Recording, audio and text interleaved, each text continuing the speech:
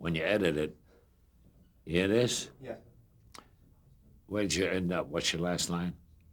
Well, you were starting to get into the studio, and you were saying the ceiling was as high as it is in this room, and it was a newsroom. That's what you were talking about. Yeah, but I wanted to say about live audience. Okay. There's always a trick. There's always a wonderful trick. This is row 2. Instead of a jump cut. Row 2. Real trees on You the hear me? Yeah. Thanks. That when you do post-editing, right, and you want to match together, I think I'd say roll 'em and then action. And I'll give you a shot right here. You got it? Rolling and action. Milton, some of the vaudevillians that you saw back when you were first starting out influenced you. Yeah. Tell me about some of them. Vaudevillians? Well, let me see. Jack Benny, of course. Burns. George Burns. See, we had a whole gang of vaudeville actors. We all belonged to the NBA, National Vaudeville Association. And we had a lot of great comedians in those days. Too many to remember. I can remember them all, and I also can remember their act and their material, because I got it in the files. But there were some great ones, very, very funny people. I think it'd be too long for me to name them all. Well, talk a bit, if you would, about Ted Healy. Pardon me, I'm clicking. Would you wait just 1 second, please? Of course. I'm talking to the real people.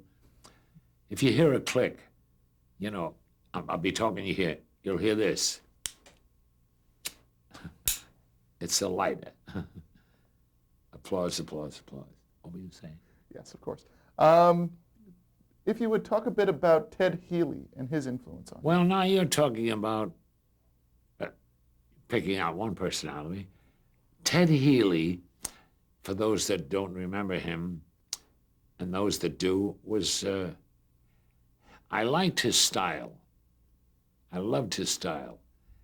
So I guess I put him on a pedestal and didn't steal, but sort of, not copied, but sort of worked at his style, because I liked it. He was flippant, he was ad-lib, he was through one-liners. Today we call them one-liners. Audience talking back. He was the Rickles of his day. And Rickles was not originally Rickles. There was somebody before Rickles, and there was somebody before Ted Healy. But I admired Ted Healy. He is the one, he worked with his wife, it was Betty, Ted and Betty Healy. And he found these three guys, and he put them in as assistants. And that was the Three Stooges. And I remember he brought them out, and he lined them, three of them up, and he used to, the visual bit was he used to take his hand and smack the three of them at one time. And they were his stooges. That's why they're called the Three Stooges. They worked for Ted Healy, and I admired Ted Healy. And he starred in many Broadway shows, and in motion pictures too. And he was one of my idols. And we had another guy around who really was terrific, very fast, ad-libbing and throwing lines and doing one-liners. So one-liners are not, that's the joke I do about Youngman, you know, Henny Youngman, who I said he's the king of the one-liners because the schmuck can't remember two. And in those days, we used to be very brief. My style was very brief. I never told stories. We had people a little later, like Myron Cohn, one of the great storytellers of all time, a dialectician, did all kind of languages and everything, or accents. And we had a lot of comedians that had different styles, but they all had their own style. Now, I had the style of Ted Healy, so I had to really get rid of it after a while because it was too close. But he was very kind to me, and I admired him tremendously. And if this will be a telethon by the time we get through with it, if I remember all these people. Tell me how your years in vaudeville influenced. Pardon me. I got to get a room. What'd you say? Tell me, if you would, how you think your years in vaudeville influenced your television career. My many years in vaudeville really did influence my television career because I think I paid my dues by doing that, did my homework, and you see, when I was in vaudeville, there were theaters to play and theaters to flop in. You had to flop before you really even hit the big time. It's like baseball, you got to go in the minor leagues before you hit the big leagues. And it took me years and years. It wasn't easy. A lot of sweat and tears and no laughs, except my mother. And it helped me tremendously because, you see, to motivate that, to get from vaudeville into television, that was the really big thing that happened in my life.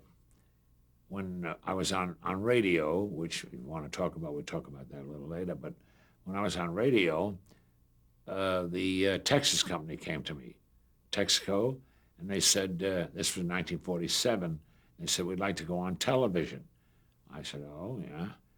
Well, they called me in the office, I think it was Ruth Roth and Ryan, that was the agency, and they asked me, did I have an idea of a format?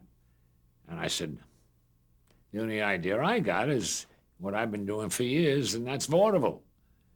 And that's to do a review style with a non sequitur, put an act on, a juggler, and this and that, then MC it and be in it. And what they saw me do all these years in a variety show, which unfortunately is not around, this is 1996. I mean a real variety show. I don't mean talk shows. Where they're all non sequiturs. One is a singer, one is a dancer. I mean, they had it with that Star Quest or some, but I mean professional. And all I said to them is, when they wanted to go on television, I said, hey, the only thing is you only like to do what you do best, what you think you do best. And I think I've had a lot of experience in doing vaudeville.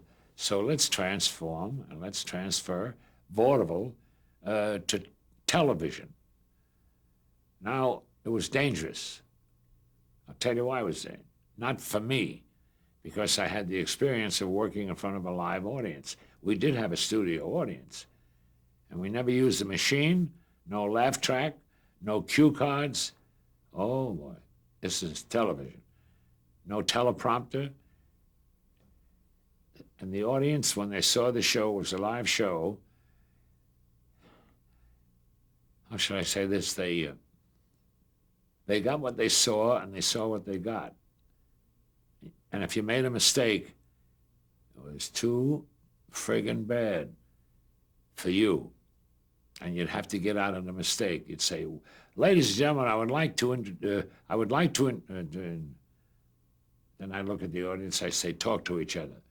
So those ad-libs, or supposed ad-libs, came from training in vaudeville.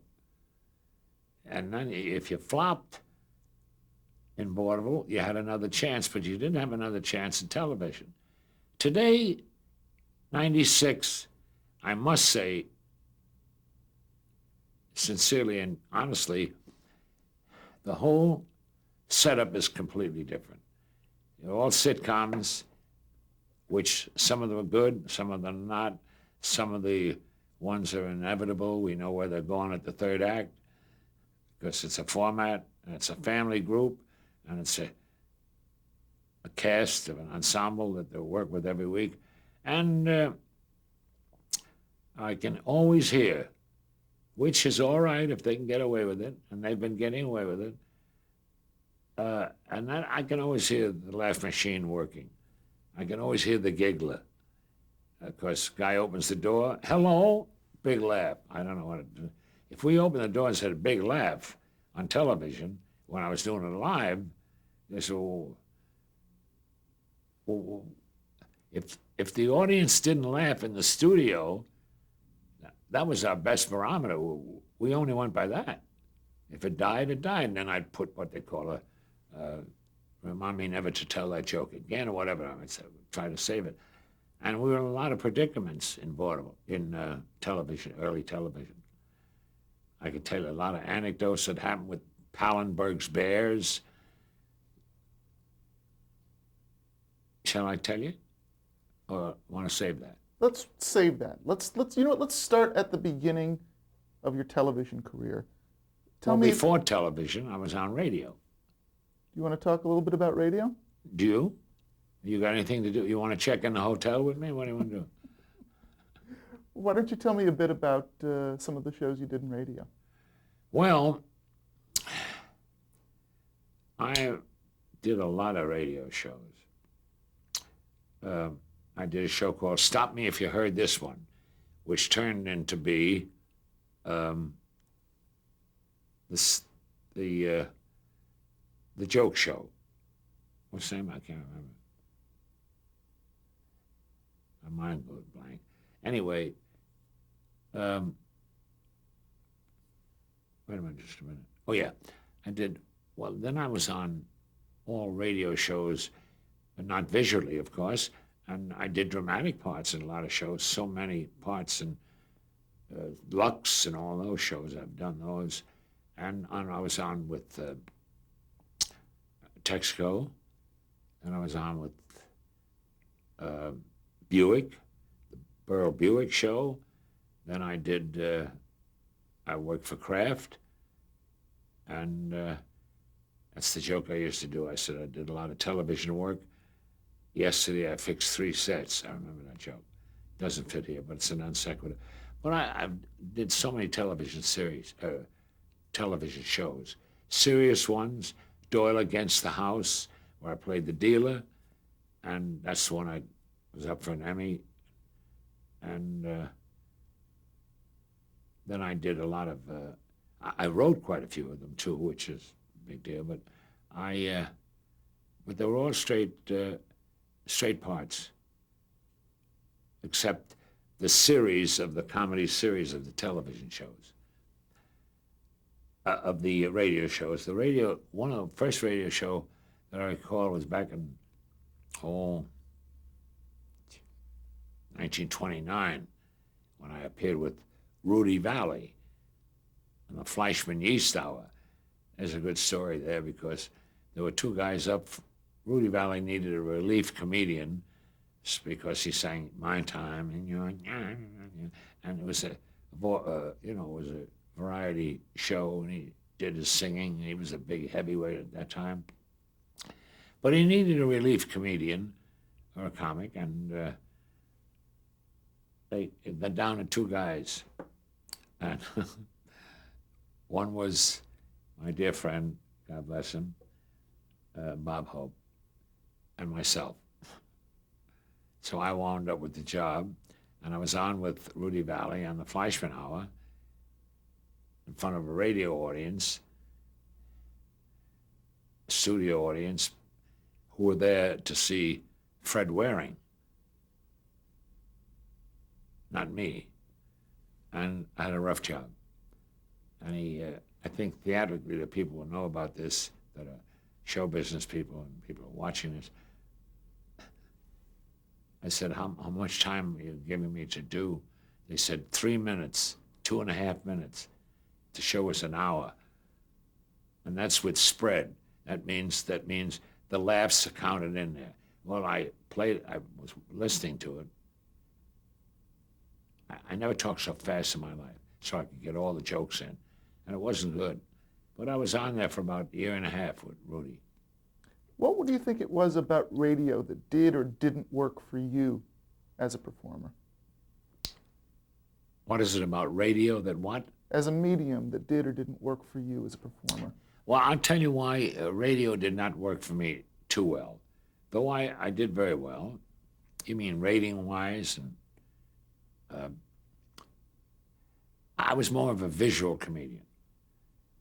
You know, slapstick, pies in the face, seltzer, coming out in drag and all that stuff.